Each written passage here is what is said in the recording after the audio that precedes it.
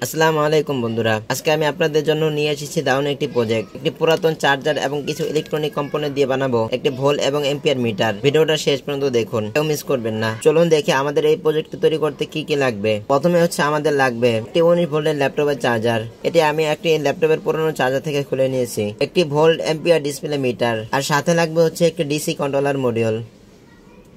এর সাথে ইউজ করবো হচ্ছে ব্যাটারিটা চার্জ করার জন্য। এটা হচ্ছে TP4056 চার্জিং মডিউল। আমরা ব্যাটারিটা ফুল চার্জ করার জন্য ইউজ করব। আর সাথে ইউজ করব হচ্ছে একটি 3 পিন সকেট।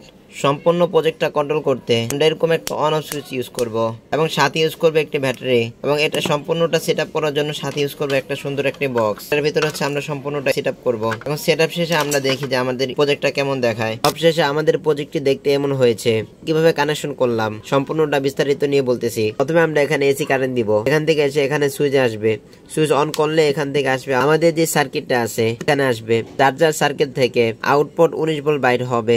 এখান থেকে আসবে হচ্ছে আমাদের যে কন্ট্রোলারটা আছে এখানে ইনপুটে হবে। এখান থেকে আবার আউটপুট লাইন বাইর হয়ে আমাদের ভোল্ট এবং এম্পিয়ার মিটারে ঢুকবে, এবং ভোল্ট এবং এম্পিয়ার মিটার থেকে এখান দিয়ে দুইটা আউটপুট দিয়ে বাইর হবে। এখান থেকে আমরা হচ্ছে ভোল্ট এবং এম্পিয়ার দুটোই দেখতে পারবো, জন্য আমাদের এখান থেকে আউটপুট নিতে হবে। কন্ট্রোলারটা ঘুরিয়ে আমরা এখানে ভোল্ট এবং এম্পিয়ার দুটোই সেট করতে পারবো। আর এখানে হচ্ছে আমি একটা লিথিয়াম ব্যাটারি ইউজ করছি। এটা 0 থেকে ভোল্ট দেখার জন্য এটা ইউজ করছি।